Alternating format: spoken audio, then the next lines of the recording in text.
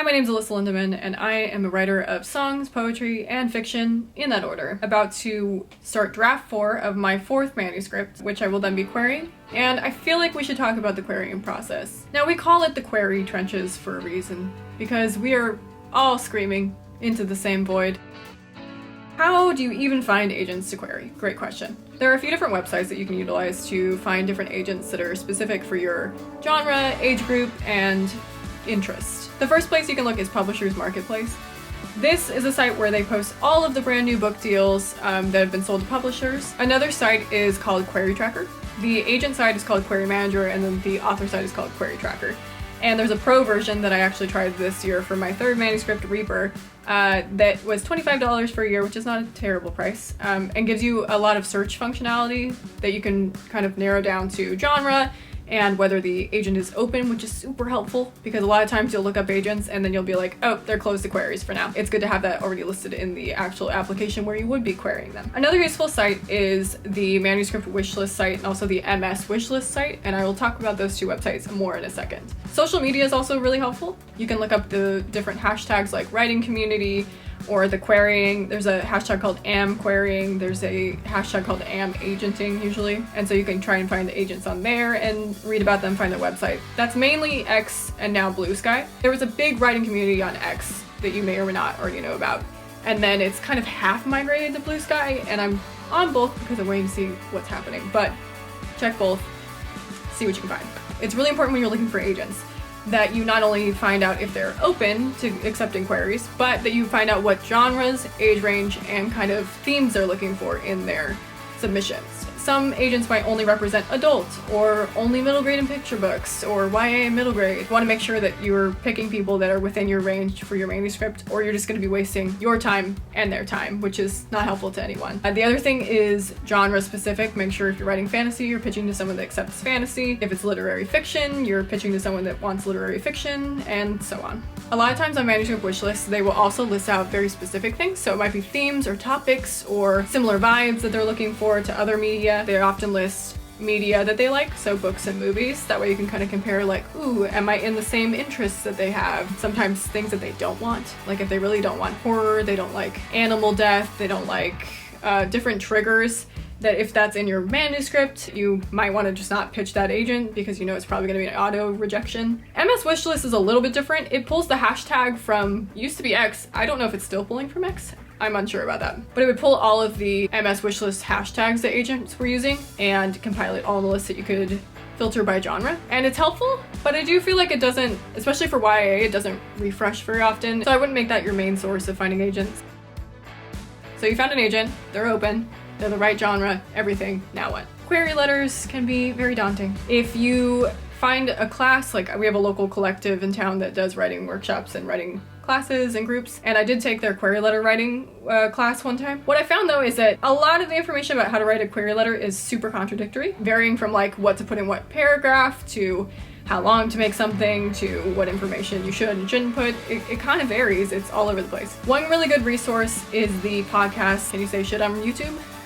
That podcast is run by 2 agents, and they have people submit query letters along with like the first pages of their novel.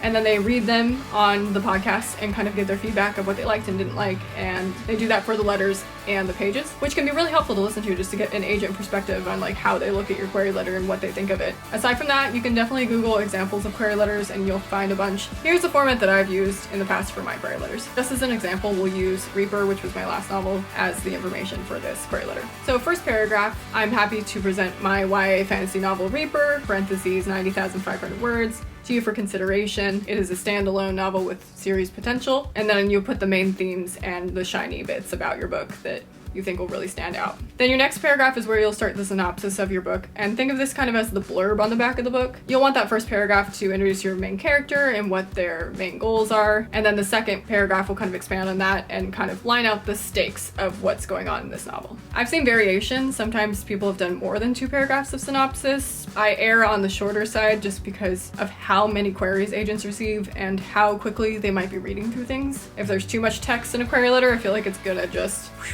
who knows. So the 4th paragraph will be a bio. I've come to the consensus that it should be first person. I usually do third person bios, and that kind of comes from me being in the music industry, I think. But for the query letter, I've been doing first person. Even if you have a small writing credit, put it in there. I was published in my undergrad's literary journal, and I'm definitely putting that. I'm a published poet, like, I feel like it has merit. Final tip is don't be creepy. I've been querying for several years now, and there was a time and place where people were like, you have to find a small detail about the agent so you can connect with them, find their bio, and just be really creepy about one random thing, and I don't recommend. If you want to connect to the agent that you're querying, go look at their list of books and authors, and if you like a book by one of the authors, make sure you mention it, say why you think your book would be relevant to them, and leave it at that. From what I've seen, agents will usually ask for anywhere from 10 pages to 3 chapters of your novel. When I say formatting your manuscript, I mean like make sure there's page numbers, everything should be double spaced. I'm still a Times New Roman girly, so mine are always in 12-point Times New Roman font. You will pry Times New Roman from my cold hands. Also, I put my name and on the other side, final word count of your novel in the header. And I'll make sure my chapters are centered and that everything is numerically correct, as well as the hashtags that I use as scene splits. Those should also be centered. I'll also add a title page at the front that's just in the center of it, has the title, has my name. So I've seen other formatting notes, and I think that you're just going to be wasting a lot of time because they're going to read your pages and know very quickly whether or not they want to read more or even be interested in representing your book. The other items they're going to ask for is a full synopsis of your book with spoilers ending everything. Single spaced 1 page, double spaced 2 pages max. This can be really hard to write because you're trying to fit a lot of information in a small amount of space. Go through a couple drafts of it, give it to someone else, and make sure it makes sense to them. If it doesn't make sense to your beta reader, it's not going to make sense to the agent. They might also ask for an elevator pitch, which is a 1-sentence kind of zinger about your book. I've also seen them ask for a 1-paragraph synopsis. It's basically a shortened version of what you put in your query letter. It's what you might put on X or Blue Sky if you were pitching your book on there. They might also ask for what specific audience your book is for. And that could be for readers of blank, for people who like blank, specific age groups or demographics. Really important, and I do sometimes put this in my query letter somewhere as well, is comp titles. You want to pick really good comp titles for your novel. Somewhat industry-wide, 10 years is a general consensus of how old the books can be that you're comparing your manuscript to. I think there are some exceptions for really big series. If you can't find them, sometimes you just gotta go read more books. You gotta just look for books and read them and see if they compare. Don't use Harry Potter because we don't need to be using Harry Potter anymore. Avoid problematic authors. On my last manuscript, Reaper, I did have The Graveyard Book by Neil Gaiman as one of my comp titles, and as you might imagine, I have removed that post some things. It may take a while for an agent to get back to you, months even, so don't get discouraged. Sometimes they'll say, if you don't hear from us in 6 months, then it's an automatic pass. And then sometimes you'll get form rejections. Sometimes you'll get a little bit more personalized of a rejection, but just don't get discouraged. It's really hard to query a novel, but that doesn't negate the fact that you wrote a whole book. Like that is the feat in and of itself, is writing a book. Like I said, I'm on my 4th manuscript. I didn't get an agent from the first 3, but I did improve my writing each time. The novel that I'm about to finish has the strongest first chapter I think I've ever written, so I'm mildly hopeful, but I've been led astray before, so we'll see. Even big name authors didn't always publish their first manuscript. My example is always John Green because he did write Looking for Alaska first, and that was nowhere near the first book that he published. Sometimes you can get an agent and a publishing deal on a consecutive manuscript and then kind of look back and sell your past manuscripts, and that's what I'm hoping to do with Reaper as I go to pitch my next novel. Just remember that we're all in this together, and I'm not sure that any of us know what we're doing. Hopefully this was helpful, and if not, just know that I haven't actually succeeded in getting an agent from my query letters either. At your own risk, listen to me, but I've just read a lot of different things, and this is a condensed version of all the things I've learned over several years of querying 3 different manuscripts. I hopefully will have updates once I've finished my novel and start querying it, so I will keep you updated. I also hope to every week kind of make a little video with writing tips and editing tips, so if there's anything specific you'd like to see me talk about, put it in the comments. If you want to know more about Query Tracker or how I make my Excel spreadsheet, just put it in the comments and we can talk about that stuff specifically. Anyways, that's all I've got for now. See ya!